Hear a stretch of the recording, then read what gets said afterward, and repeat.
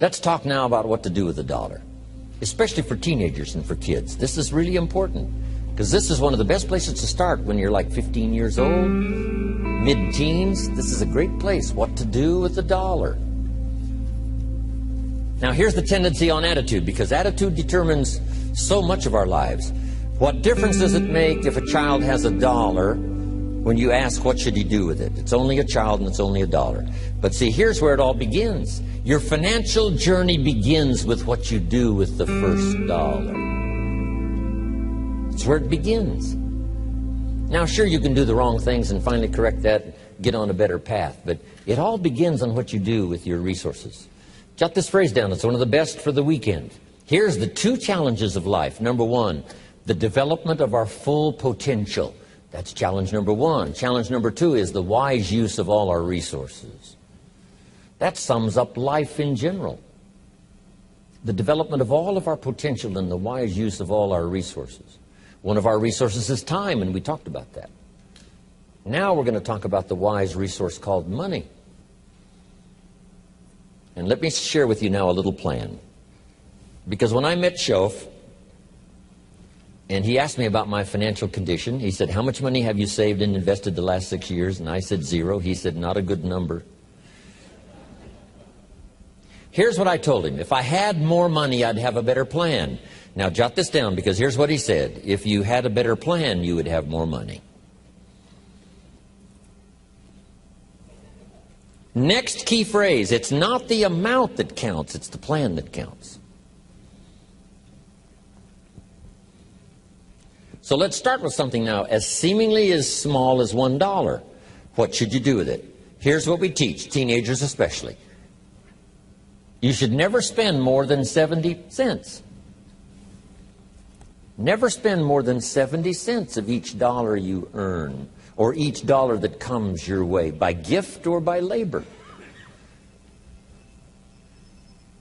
Now, you've got to have some plan what to do with your dollar. I've developed this little plan simply for suggestion, and then you've got to do the rest to revise it and do whatever you want to with it. But here's what I teach. Never spend more than 70 cents. You got to pick something, some number. This is the best one I could figure out. Now we've got another 10 cents, and another 10 cents, and another 10 cents, which is the 30 plus the 70, which is the full dollar. So we spend nothing more than 70 cents. Now what do we do with the other 30? Here's some of the most important information. 10 cents is for charity, or for church, or whatever worthy projects you think you might engage in. Here's one of the best things to teach kids, generosity. Because first we're going to teach abundance, to provide more than you could use for yourself.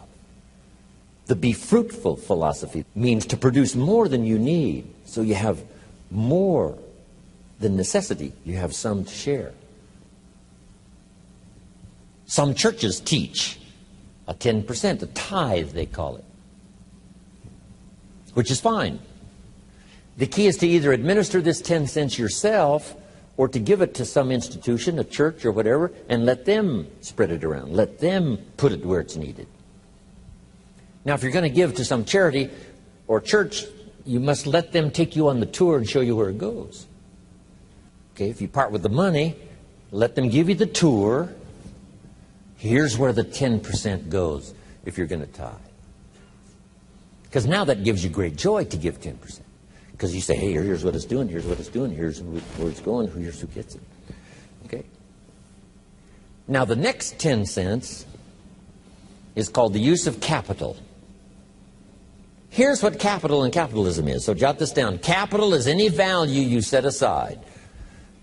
Capital is any value you set aside to be invested in an enterprise that brings value to the marketplace, hoping to make a profit. That's what capital and capitalism is. I can say it in one sentence. Capital is any value you set aside to be invested in an enterprise that brings value to the marketplace, hoping to make a profit. Now, the capital is the value you set aside. taking capital and investing it in an enterprise and bringing the value to the marketplace we call capitalism. Capital and capitalism. Now, who can understand this? First of all, the farmers understand it. Here's what seed corn is. It's capital. It's seed corn means the seed that you set aside to be planted in the ground, take care of in the summer, hoping to have a profit and a harvest in the fall. So the farmer sets aside his seed corn. Question, would he let his family eat it? No, this seed is not to be eaten. It's to be invested in the ground, to take a risk, cared for in the summer, harvested and multiplied in the fall. That's it. Now, the same is true of some of your money. If you set aside, and I suggest, part of your capital should be set aside for an enterprise to show a profit.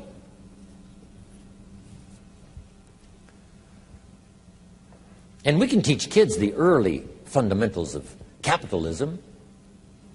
Now, once the kid has $1 profit, now what should he do with the dollar? This is the formula that I've come up with, what to do with that dollar. Don't spend more than 70 cents, 10 cents for church or charity, 10 cents to invest back into your business so that someday you can buy more than one bottle and get it a little cheaper so that when you sell it you make a little more money. Now here's the other 10 cents. It's 10 cents that you invest and let someone else use it. This is called active capital, where you actually engage in the enterprise that makes a profit. Now another 10 cents is for passive capital, where you let someone use this 10 cents out of every dollar. You put it in a bank that pays interest. They use it and they pay you for the use of this money. That's called passive capital. So we've got active capital and passive capital. Maybe you invest this in a stock eventually if you have enough money, and the stock pays you dividends, and also there may be an increase in the value of the stock. So this is the little formula I come up with: 70, 10, 10, and 10. It's very simple. And kids can figure it out, kids can understand it. Enterprises that kids can be involved in starting early. Now, when you first start, if you're an adult now, you may be in such bad shape financially that you couldn't do the 70, 10, 10, and 10. If you're in real bad shape, you may have to do the 97, 1, 1, and 1. Because it may take this to pay your bills if you haven't had a good plan up until now. But jot this down now. It's not the amount that counts, it's the plan that counts. So let's say you were in such poor financial shape, you had to start 97, 1 for charity, 1%, another 1% for active capital, another 1% for passive. Now here's the key. To get these numbers starting up and get this number starting down. If you will actually do this, you can't believe how exciting it is to watch the numbers change. Remember what Shoaff said. If you will change what? Everything will change for you. If you start to change, I'm telling you, these numbers will start to change. And the first thing you know, these numbers keep going up, up, up, up, up, until finally you can get to the 70, 10, 10, and 10.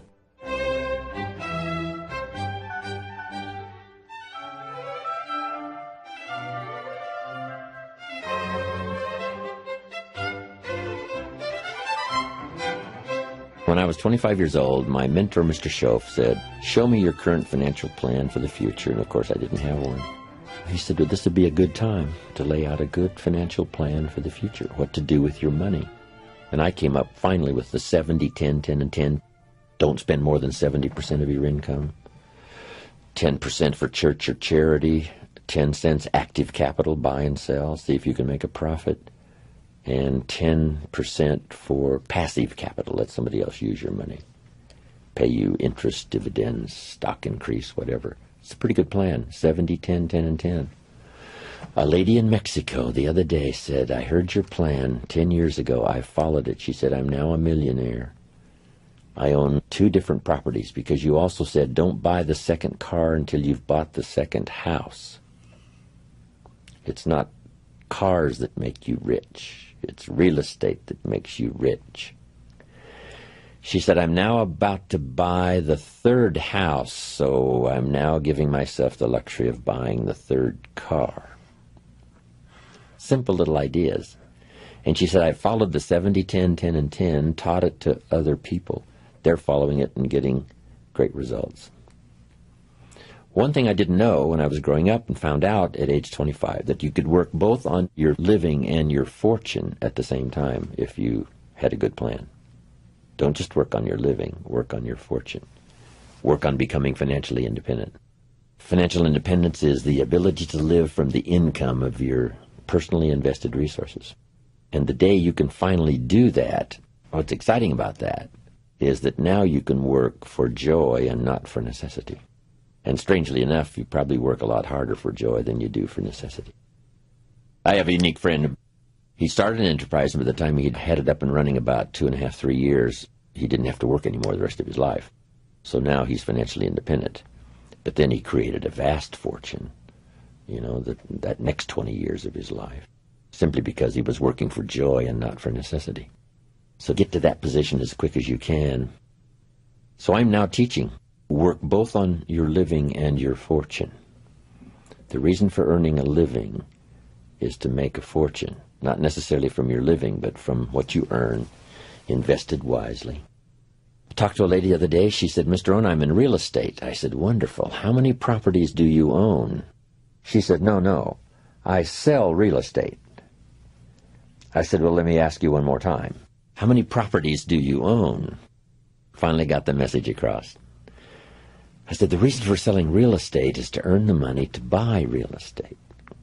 If you sell real estate, you make a living. If you buy real estate, you make a fortune. She said, I got the message. So don't buy the second car till you've bought the second home.